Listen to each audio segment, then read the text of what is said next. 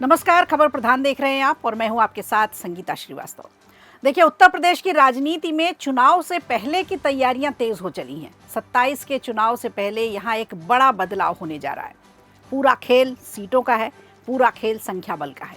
खबर है कि इसी को लेकर के भाजपा नेतृत्व से संजय निषाद ने और ओम प्रकाश राजभर ने मुलाकात की है। इसी बड़े राजनीतिक घटनाक्रम के साथ उत्तर प्रदेश की सियासत में अब उबाल है।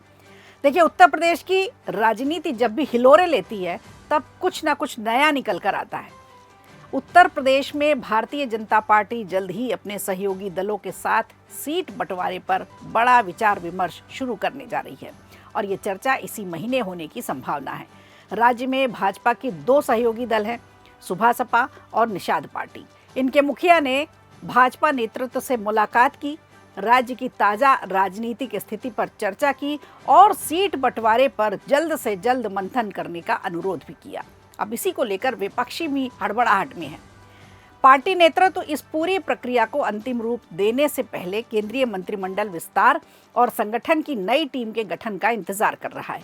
इसी बीच भाजपा की सहयोगी पार्टी सुभा सपा और निषाद पार्टी के नेताओं ने भाजपा नेतृत्व से मुलाकात कर विपक्षियों की नींदें उड़ा दी हैं।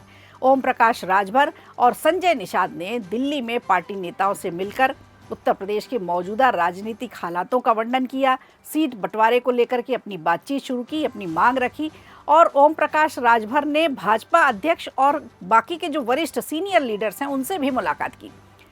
इसके बाद दोनों नेताओं ने पूर्व संगठन मंत्री सुनील बंसल से बातचीत की। इन बैठकों में सीट शेयरिंग को लेकर के जल्द से जल्द फैसला लेने की अपील की गई है। भाजपा नेतृत्व की ओर से संकेत दे दिया गया है कि इसी महीने के अंत तक सीट बंटवारे पर औपचारिक बातचीत शुरू हो जाएगी। पार्टी का मानना है कि विधानसभा चुनाव की तैयारी समय रहते शुरू करना जरूरी है। इसी के साथ उत्तर प्रदेश भाजपा में संगठन स्तर पर भी बड़ा बदलाव देखने को मिल सकता है। प्रदेश अध्यक्ष पंकज चौधरी ने अपनी नई टीम को लेकर के केंद्रीय नेतृत्व के साथ अंतिम चर्चा पूरी कर ली है, बातचीत हो चुकी है।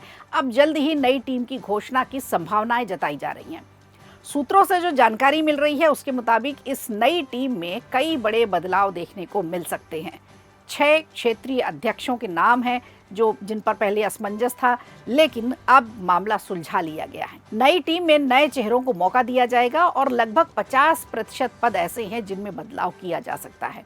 तो भाजपा की योजना केवल संगठन सुधार तक सीमित नहीं है, बल्कि सहयोगी दलों के साथ चुनावी रणनीति बनाने को लेकर के भी है। प्रचार का एक साझा रोडमैप कैसे तैयार किया जाएगा, इस पर भी है।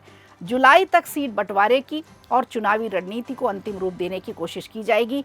दूसरी तरफ अगर बात करें राष्ट्रीय लोकदल की, आरएलडी की, तो अपने संगठन में ये भी बड़ा बदलाव करने जा रहा है। पार्टी ने अपने प्रदेश कार्यकारिणी को अभी भंग कर दिया है, जिसका उद्देश्य है पश्चिमी उत्तर प्रदेश से आगे बढ़कर अब अवध तक जाना, बुंदेलखंड तक जाना और पूर्वांचल में अपनी पकड़ को मजबूत करना। यानी अवध, बुंदेलखंड और पूर्वांचल में ज़मीनी स्तर पर अपने कार्यकर्ताओं को लगाना ताकि लोगों से बातचीत हो सके, उनकी परेशानियां समझी जा सके। पार्टी अब नए नेताओं को जिम्मेदारी देकर संगठन को दोबारा मजबूत करने की तैयारी में है।